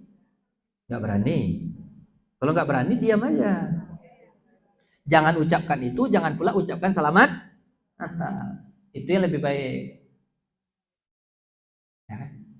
Sesuatu yang kita tidak tahu ilmunya lebih baik apa Bu? Ya. Bu ucapkanlah selamat Natal. Senyum aja, selamat Natal. Gitu ya. Akhirnya Uqbah apa seumur hidup sembah apa Bu? Sembah masjid Allah, masjid kita. Sehari ke mana? Tuh, apa kata? Habis itu Bu apa? Selesai wahai Uqbah, selesai Muhammad. Kalau begitu aku boleh ngomong nggak? Kata Nabi. Silakan. Cepat ayah, aku mau berangkat nih, malas aku dengar kamu. Itu lagi kira bahasa Uqbah. Kemudian Nabi Muhammad bacakan surat Taha. Jadi itu sudah turun. Taha ma anzalna alaikal qur'ana litashqa illa tadzkiratan liman yakhsha. Dibacakan sama Nabi tuh. Doanya dakwahnya cuma pakai Al-Quran. Toha, Allah yang tahu maksudnya. Ma anzalna 'alaikal Qur'ana litashqa. Tidaklah diturunkan Al-Quran itu untuk mempersulit engkau atau mempersulit kali ya. Illa tadzkiratan liman yakhsha, kecuali hanya diberitahu untuk orang-orang yang mau takut kepada Allah gitu. Cerita Bu. Baru 14 ayat Bu, dari yang tadi tuh. Innani anallah. Kan ceritanya tentang alam semesta dulu tuh Bu. Nah, soal yang semesta itu tentang penciptaan manusia. Harusnya manusia menyembah sama siapa? Baru di ayat ke-14 Allah mengatakan apa? Innani anallah. Aku ini tuh Tuhan. La ilaha illa ana. Tiada yang patut untuk disembah kecuali saya. Fa'budni wa aqimis sholata li zikri. Dirikan salat untuk mengingat saya. Uqbah bin Mu'id langsung menangis. Itu yang Tuhan sebenarnya, bukan buat patung ya. Menangis sebabnya. 14 ayat dibacakan langsung dia dapat hidayah. Ibu sudah berapa ayat ibu baca? Udah dapat hidayah atau belum? Orang kafir dibaca 14 ayat langsung tapi gak jadi masuk Islam. Kan dia sudah masuk tuh, terdetik di hatinya tuh kan, kepengen masuk Islam, terus dia bilang apa? Ya Muhammad, aku masuk Islam sendiri gak enak. Kalau bisa Islam sama teman-temanku, Abu Jahal, Abu Sufyan, Abu Lahab gitu ya. Aku datang dulu lah ke mereka. Nanti mudah-mudahan mereka masuk Islam. Sama-sama sesama dengan saya. Karena kalau saya sendiri masuk Islam nanti dia jahat sama saya. Baik kalau sama-sama kan dia nggak jahat lagi sama saya. Enggak langsung dia masuk Islam ketika itu, ditundanya. Itu masalahnya, Bu. Ibu kalau menunda hidayah kayak gitu jadi ya. Masuk setan selesai masalah. Datang dia kepada Abu Jahal, Abu Jahal, Abu Lahab, Abu Sufyan, orang-orang itu. Aku tawarkan kepada kalian 3 penawaran setelah ketemu sama Muhammad. Pertama, mari kita sama-sama masuk Islam. Agama itu paling benar. Kalah agama kita ini. Benar nih agama Muhammad. Apa kata Abu Jahal? Pukul kepada kamu. Kamu disuruh memperalat Muhammad, kau yang diperalatnya. Yang kedua, kata Abu Jahal, apa tuh? Siapa? Uqbah bin, biarkan Muhammad berdakwah di Mekah. Jangan kita larang-larang. Kita lihat agama mana yang diterima orang. Apa kata Abu Jahal? Ini yang kutakutkan dari dulu. Pasti agama Muhammad dipilih, agama kita pasti hilang. Penawaran ketiga. Benar apa? Tiga. Kalau begitu biarkan Muhammad berdakwah di luar. Di dalam di Mekah nggak boleh, tapi di luar Mekah boleh. Nanti kalau dia berhasil di luar, kan kita cukup bangga. Kata siapa? Karena dia itu kan dari keturunan kita juga. Apa kata Abu Jahal? Itu yang kutakutkan. Kalau dia besar di luar, nanti dia perangi kita, mati kita. Itu namanya fobia apa tuh nama itu? Ibu tahu fobia nggak itu? Ketakutan yang sangat terlalu itu. Akhirnya apa, Bu? Apa kata Umayyah bin Khalaf? Uqbah, kamu ini dapat kerjaan atau segala macam itu gara-gara aku kan? Kau kalau seperti ini, kita tidak berteman lagi. Kalau kau ingin berteman sama ya, itu Muhammad kan nampak kelihatan tuh, lagi mau datang ke masjid, mau ke Mekah. Nanti kalau dia sujud, siramkan ke kepalanya kotoran onta sampai dia tertimbun. Kalau kau masih mau berteman sama, karena ingin berteman sama Umayyah bin Khalaf, Uqbah bin Mu'id yang sudah dapat hidayah, Bu. Diambilnya kotoran onta sebanyak-banyaknya, disiramkan ke atas Nabi Muhammad, hingga Nabi Muhammad gak bisa bangkit, saking banyaknya, tertimbun Nabi Muhammad. Akhirnya Ibu, apa kata nanti turun ayat Quran tentang mereka, al-akhilla yauma idzin ba'duhum li ba'din aduwwun illal muttaqun. Orang yang katanya berteman di dunia, tapi nanti di akhirat mereka akan saling memusuhi. Itu ayat itu turun untuk Uqbah bin Mu'id. Uqbah nanti akan berkata kepada Allah, ya Allah, aku ingin masuk Islam. Cuman mereka ini melarangku untuk masuk Islam. Hampir aja aku masuk Islam. Ya Allah, buat mereka ini azab untuk mereka 2 kali lipat. Teman dia sendiri jorokin sama dia, Bu. Gara-gara apa kata dia?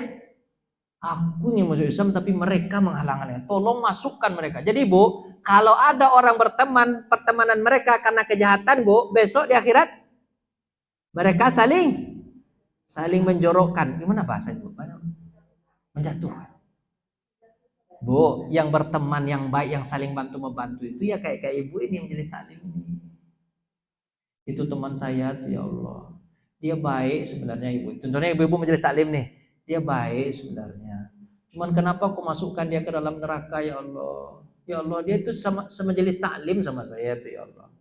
Semajelis taklim, tolong ada ya Allah.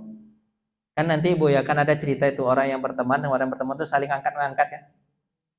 Misalnya ibu lagi apa tuh? Makan permen, ibu tuh makan permen. Di surga kan juga ada permen, cuman beda rasa ya.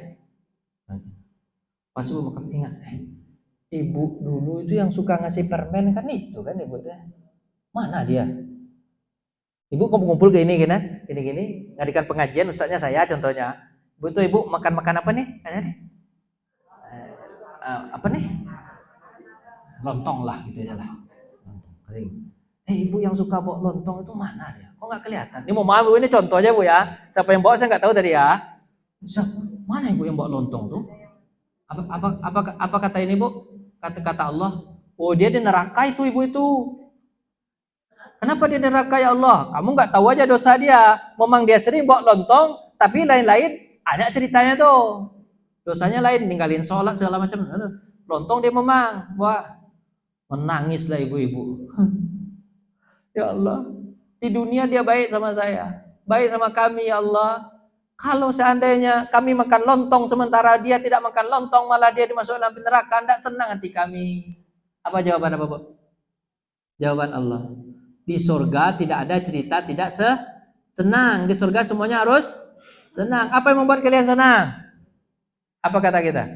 Kalau orang yang suka bawa lontong tadi masuk surga bersama, kami ingin cerita-cerita enaknya lontong di atas di surga. Apa kata Allah? Kalau begitu, cari temanmu yang suka ngasih lontong tuh bawa dia masuk surga. Hanya sebegitu, Bu bisa jadi. Makanya Ibu kalau bisa terhadap teman-teman Ibu ini, Ibu titip budi. Apa namanya? Budi. Itu kan lontong. Coba kalau Ibu pas datang itu bawa nasi padang. Nah, kira-kira gimana? Itu lebih bagus lagi nggak ingat budinya Bu? Oh lebih mantap lagi. Ibu bawa nasi padang tuh. Kalau lontong kan jarang-jarang kita makan, tapi kalau nasi padang, besar itu. Pokoknya Ibu titip budi baik sama orang, biar orang itu ingat. Nah, Ibu silahkan, Ibu kalau mau nanya lah. Ini banyak lagi nih. Tanyalah Bu. Saya mau cepat-cepat sebenarnya, cuman nggak bisa cepat-cepat.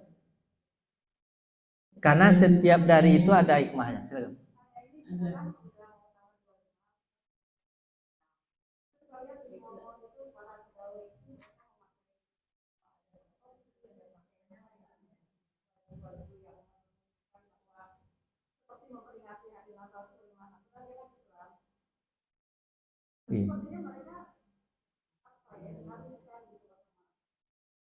Jawabannya Ibu sebenarnya itu kekurangan iman, kurang tahu, kemudian kurang Bu. Ibu kan kita mencerita tentang Al-Quran ada, hadis juga ada. Tapi Ibu memang harus tahu tentang aplikasi Al-Quran dan aplikasi hadis. Aplikasi Al-Quran dan aplikasi hadis itu dari sirah nabawi, sejarah Nabi. Nabi juga berdampingan hidup dengan orang-orang kafir, berdampingan dengan penyembah patung, berdampingan dengan orang Nasrani, berdampingan hidup dengan orang Yahudi. Adakah sejarah menyatakan bahwa Nabi Muhammad, para sahabat itu ikut-ikut upacara mereka? Jawabannya pasti. Nah, kalau nggak ada berarti kita nggak boleh ikut. Kenapa Bu? Aplikasi Al-Quran dan aplikasi hadis itu dari mana kita lihat? Dari sejarah. Makanya Ibu kalau belajar sejarah Ibu hidup ini akan lurus. Di otak-atik sama orang nggak bisa. Apa sebab? Karena tahu. Gini Bu, Nabi Muhammad itu walaupun dia nggak ikut acara upacara Yahudi, Nasrani atau upacara apa lah Bu? Upacara apa? Patung. Apakah Nabi Muhammad nggak baik sama orang? Tetap baik hubungannya. Jadi baik itu bukan harus ikut dengan agama mereka. Baik itu dengan masalah sosial. Baik aja sama mereka. Tapi nggak harus ikut dengan agama mereka. Kita ini kan kebablasan baik, bukan baik sebenarnya, tapi menghancurkan diri sendiri. Masa ikut dengan mereka, agama mereka, padahal agama kita tidak. Saya sampaikan sama ibu, agama itu nggak ada yang sama dan saling mendukung. Dia rata-rata saling menyalahkan. Jadi nggak bisa disatu-satukan. Bisa disatukan nggak? Nggak bisa seperti ukhuwah bin Mu'in tadi. Sehari aja nggak bisa. Terus bagaimana? Ya nggak bisa. Malah Nabi Muhammad SAW, kalian jangan menyerupai orang-orang Yahudi dan itu selisih pakaian. Pakaian tidak berhubungan dengan akidah. Ini berhubungan dengan akidah. Itu kan somodeto atau segala macam trompet, segala macam itu kan. Itu kan akidah mereka begitu. Kita kan nggak begitu. Ibu tahu nggak ketika ini bu? Ketika apa bu? Memanggil orang untuk sholat. Apa kata sebagian sahabat, kita bunyikan lonceng ya Rasulullah. Apa kata Nabi? Itu gaya orang Nasrani. Jangan. Kita bunyikan apa lagi itu? Trompet ya Rasulullah. Enggak, itu orang Yahudi. Jangan. Apa kata Nabi? Pikirkan oleh kalian. Sehari ini kira-kira kita cara memanggil orang sholat pakai apa? Mimpilah Sa'ad bin Abi Waqqas, mimpilah Umar bin Khattab, mimpi orang baik bu ya. Rasulullah juga ikut mimpi lah itu. Cuma Nabi Muhammad tanya, apa yang kalian mimpikan? Allah mengilhamkan kepada kami cara memanggil orang salat itu dengan azan. Kalimatnya Allahu Akbar, asyhadu an la ilaha illallah, hayya 'alas shalah, hayya 'alal falah, Allahu Akbar, la ilaha. Itu yang aku mimpikan. Benar kata Nabi. Hai Bilal, ucapkan itu. Naik ke atas, panggil orang sholat. Bayangkan sama ibu. Berbeda. Nabi Muhammad ketika melihat ada jenggot itu azan dia, itu lebih parah. Jenggot, ibu tahu jenggot? Orang Yahudi juga pakai jenggot, orang Nasrani juga pakai jenggot. Apa kata Rasulullah? Bedakan jenggotmu dengan orang Yahudi. Apa bedanya? Orang Yahudi kalau jenggotnya dibiarin kemana-mana. Kalau orang Islam disisir, kasih minyak, dirapikan. Itu bedanya orang Islam. Jenggot aja dibedain bu, bayangkan bu. Itu kan kecil itu. Mau maaf nih, cekap bu. Bu, saya ini kan pakai baju gini. Baju gini. Baju apa namanya? Koko, tahu kan nih? Koko. Kira-kira dengan baju koko ini bisa nggak saya ke kafe bu? Termotivasi? Ya bisa.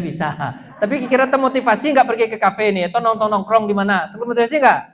Orang akan heran melihat saya. Ini ustadz atau apa nih? Apa pula kayak ini? Tapi kalau saya pakai baju metal, tengkorak, kira-kira saya pergi ke masjid, kira gimana bentuknya? Aneh. Tanya sama ibu, aneh. Orang Islam pakai topi gitu, aneh. Cuman kalau dipaksa ibu, ini kan gitu ceritanya kan, dia pegawai, dipaksa. Kan Nabi sudah jelas mengatakan bu, apa kata Nabi Muhammad SAW? Rezeki itu bukan dari orang, rezeki itu dari Allah. Kasarnya begitu. Carilah tempat yang kira-kira ibadah kita tidak terganggu dengan apa? Dengan pekerjaan itu. Tapi kalau seandainya ibadah kita terganggu, akidah kita terganggu dengan pekerjaan itu, tinggalkan pekerjaan itu, cari yang lebih baik. Allah pasti akan mengganti yang lebih baik. Cuman kata kita kan begitu, alasannya kan begitu. Nggak ada lagi pekerjaan yang lain. Itu kan kata kita. Kata Allah kan begitu. Itu pindah lagi kemana bu? Ke keyakinan. Orang sekarang menjadikan alasan bu, kemiskinan, nggak ada duit itu menjadi alasan orang jadi kafir. Padahal Nabi Muhammad bilang, aku tidak takut kepada kalian miskin. Yang aku takutkan kalau sudah dibukakan kepada kalian dunia. Maksudnya bu, kalau ibu miskin jadi masalah, ya kan?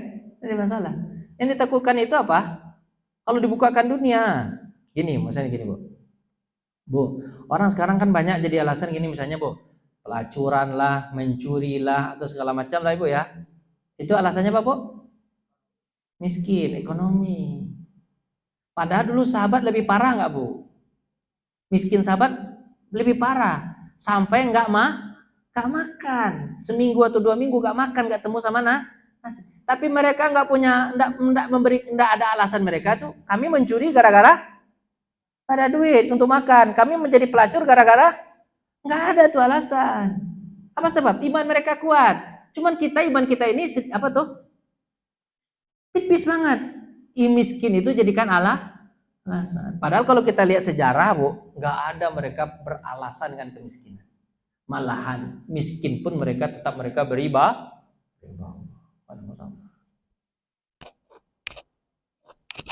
Ibu nggak tahu saya, Ibu paham atau nggak paham? Paham. Tanya lagi atau mau pulang udah capek ya?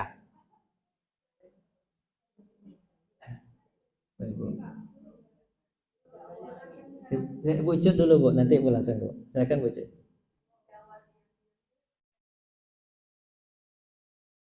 Oh iya, ini setelah ini nanti Nabi berdakwah diam-diam.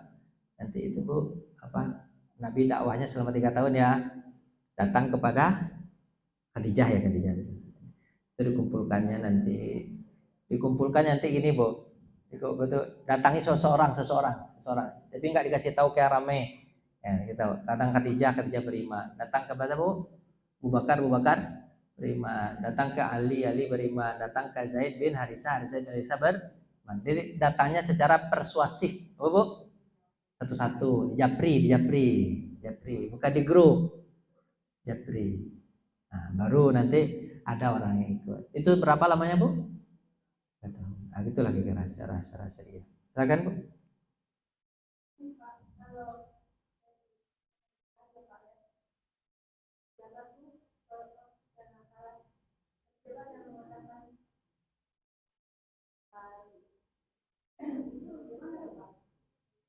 Ya Ibu, kita kan belajar aplikasi Al-Quran sama hadis ini dari sirah. Sahabat juga ada dulu, tabi'in juga ada dulu. Sampai pada masa-masa ini kan, pada masa Bani Umayyah, Abbasiyah kan mereka kan berdampingan hidup itu kan. Tapi adakah di antara mereka yang mengucapkan selamat Natal? Jawabannya nggak ada. Sekarang aja orang yang berani ngucapin selamat Natal. Jadi Bu, kita ini sebenarnya contoh agama kita ke siapa sih? Kan kita sering mengatakan Nabi Muhammad itu adalah suri dan laqad kana lakum fi Rasulillahi uswatun hasanah. Jadi kalau memang Nabi sebagai contoh kita, ya contoh itu. Terus kan sekarang menjadi alasan bagi kita pejabat kita yang mengucapkan selamat Natal. Itu bukan jadi patokan. Apa sebab? Pejabat kita itu banyaknya, mohon maaf ini ya, itu imannya kurang. Kalau dulu pejabat-pejabat dulu, mohon maaf ini Bu ya, pejabat-pejabat dulu, sahabat segala macam, itu mereka sebelum menjadi pejabat mereka sudah khatam Quran. Agama ini memang yakin dalam hati mereka. Kalau kita sekarang kan dipisah-pisah. Yang menjadi pejabat adalah orang yang tidak belajar agama. Sebab kalau yang belajar agama masuk ke dalam politik, dibilang apa? Politik itu kok kotor, kalian jangan masuk-masuk, kalian ke masjid aja. Akhirnya terkotak begitu. Padahal sebenarnya Bu, yang harus memegang kekuasaan hebat itu, karena dia mengatur agama dan juga mengatur negara, harus orang-orang yang bersih. Harus orang-orang yang yakin kepada Allah. Sebab kalau orang yang gak yakin sama Allah, semua aturan bisa dilanggar. Itu penyebab kita. Jadi, Bu, maaf ini Bu ya. Salahnya di kita, kalau Ibu belajar nanti, Rasulullah sebagai muallim, Rasulullah sebagai guru itu, kenapa kok Nabi berhasil mendidik para sahabat dan hebat-hebat semua, dan semua lini kehidupan itu cepat banget ya, cepat selesai masalah ekonomi, selesai politik, selesai kejahatan boleh dikatakan nggak ada. Apa sebab? Karena yang dididik sama Nabi itu hatinya dulu. Jadi bersih, bukan pintar. Mohon maaf Ibu ya. Bu, kita kekurangan orang pintar atau kekurangan orang jujur? Profesor kita banyak, yang jadi pemimpin profesor banyak, doktor banyak, MA banyak, sekolahnya tinggi-tinggi. Para sahabat udah nggak sekolah Bu? Nggak sekolah. Bu Bakar tamat SD atau nggak Bu? Atau tamat SMP wajib belajar 9 tahun? Nggak ada. Abu Bakar nggak sekolah. Sekolahnya begini doang nih, ceramah begini. Tapi Nabi memasukkan ke dalam hatinya, kalian harus baik. Uang negara, kalau Umar mengatakan, uang negara itu kalau di depan mata saya seperti melihat uang anak yatim. Nggak boleh saya makan. Kalau saya makan dosanya besar. Kalau orang sekarang melihat orang negara seperti uang apa? Uang pribadi. Penyebabnya apa itu? Di sini hati nggak ada. Rasa keimanan, rasa takut berbuat salah itu nggak ada. Itu penyebabnya. Jadi Bu, itu nggak jadi patokan. Yang jadi patokan beragama kita siapa Bu? Nabi Muhammad, Al-Quran, hadis, aplikasinya dalam sirah Nabi, sirah Rasulullah dan sahabat. Kan itu ya, kalau tambah-tambah sahabat. Mereka nggak pernah begitu-gituan. Mereka membiarkan orang itu ibadah sesuai dengan, Bu, tahu nggak Bu, sejarah siapa? Yang dekat-dekat sini lah, dekat sini. Muhammad Al-Fatih kan namanya, Salahuddin Al-Ayyubi dekat-dekat sini ya. Dekat-dekat sini. Ketika mereka menaklukkan Al-Qud, ketika menaklukkan Konstantinopel, mereka menaklukkan apa lagi itu Bu? Kalau dinasti Bani Umayyah kemana? Ke Spanyol. Apa kata mereka? Kalian ibadah sesuai dengan agama kalian, silahkan. Kami tidak ganggu kalian, bebas, merdeka. Sama seperti kami. Kalian berbuat sama seperti kami. Tapi kami nggak ikut-ikut dengan agama kalian. Itu kan model aplikasi yang dilakukan oleh orang-orang dahulu yang mengerti agama ini. Kita kan agak mengerti, akhirnya kita campur aduk. Penyebabnya apa tadi Bu? Karena dipisah itu. Yang orang agama nggak boleh masuk politik. Apa sebab? Ini kotor. Yang kotor itu kami-kami aja. Kan itu bahasanya kan begitu, bahasa kasar. Yang kotor itu kami-kami aja. Kalian itu di mana? Di masjid aja. Sementara antara masjid dengan pemerintahan segala macam itu harusnya nyatu. Karena Nabi Muhammad membuat pemerintahan di mana? Masjid. Nanti Ibu bilang saya radikal lagi nih. Rasanya radikal kayaknya nih. Kan mengarahnya ke situ jadinya. Karena otak kita sudah diputar balik itu ya.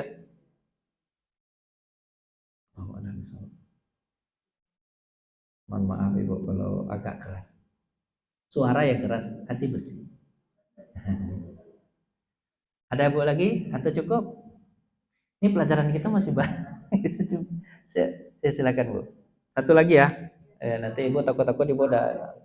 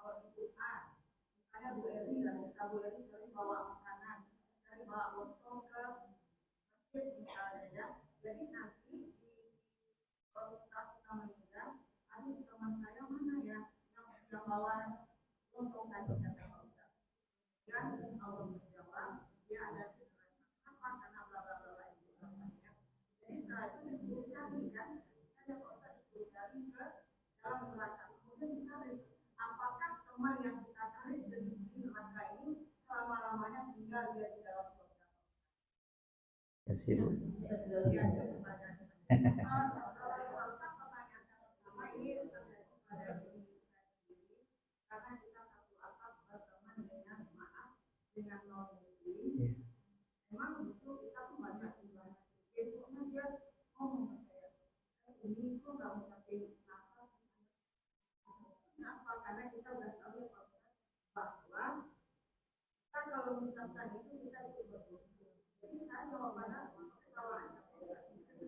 Iya, kalau Ibu ketawa aja itu jawabannya paling mantap.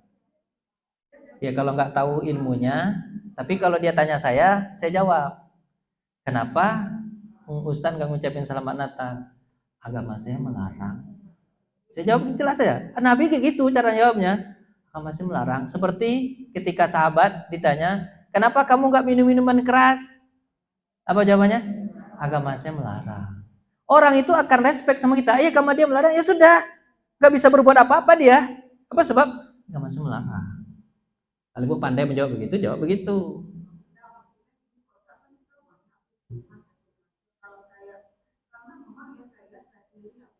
Oh, iya Ibu.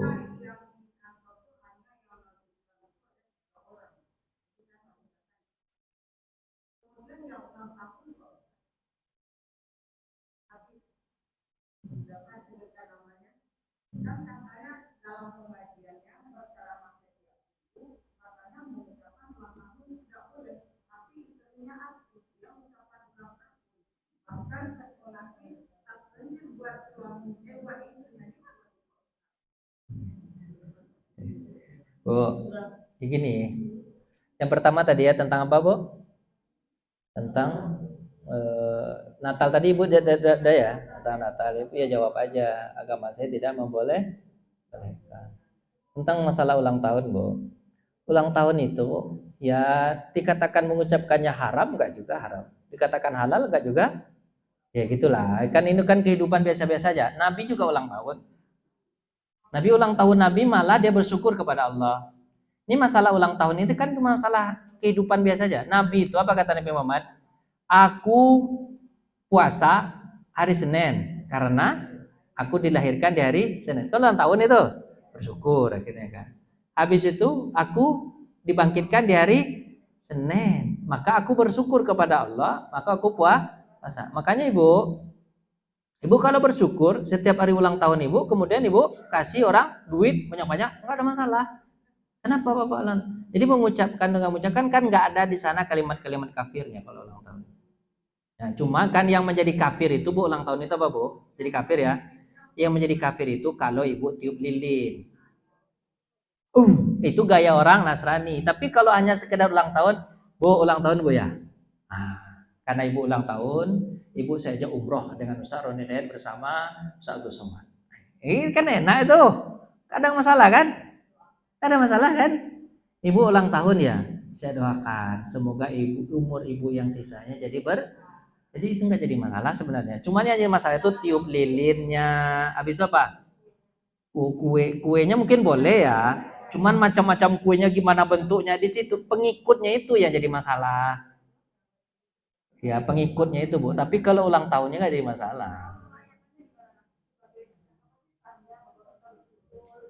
Kalau cara merayakan itu tanda bersyukur mungkin boleh. Kalau Nabi Muhammad caranya gimana cara merayakannya? Dan Nabi Muhammad dia puasa, bukan makan-makan. Ibu kalau ingin merayakan boleh, tapi jangan bermewah-mewahan. Kamu mewahan itu apa Bu? Mubazir, ya kan? Ibu misalnya nih ibu ulang tahun. Ibu-ibu, hari ini saya ulang tahun. Yang membawa lontong hari ini biar saya aja ya. Oke. Selesai. Ibu ya. Bu, hari ini saya ulang tahun. Insya Allah masing-masing ibu nanti akan saya kasih emas 1 gram sebagai hadiah. Boleh jadi mas. Ya, makan di restoran tapi jangan memewahan. Maksudnya ibu itu apa Bu ya?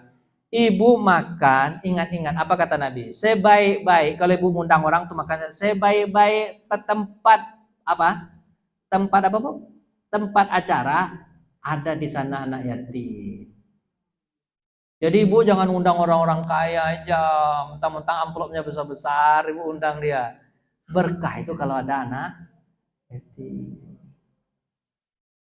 Jadi kalau bisa dibanyakan lebih banyak anak yatimnya daripada orang yang diundang. Sebab yang butuh makan itu bukan orang kaya itu, tapi siapa? Anak yatim itu. Alhamdulillah. Mudah-mudahan. Jadi Bu, ulang tahun nggak jadi masalah ya Bu ya. Yang masalahnya itu embel-embel kekufuran yang ada di dalamnya. Kalau ulang tahunnya nggak ada masalah. Tergantung bagaimana cara ibu untuk apa? Jadi Bu, yang buruk, yang sebagian buruk ya kita anggap buruk ya, yang sebagian enggak baik ya. Jadi Bu dipisah-pisahin, jangan disamakan, jangan ulang tahun karena ada praktek kesyirikan atau praktek semacam batal, nggak boleh begitu juga, harus dipilah-pilah. Terus apalagi Ibu tadi saya lupa jadi ulang tahun. Apa tadi? Apa Bu? Tadi Bu satu lagi Bu. Natal udah tadi. Oh, apakah dia selama-lamanya? Tentulah Bu, nggak mungkin balik lagi. Dia nggak sama seperti anggota DPRD reses. Bu tahu reses?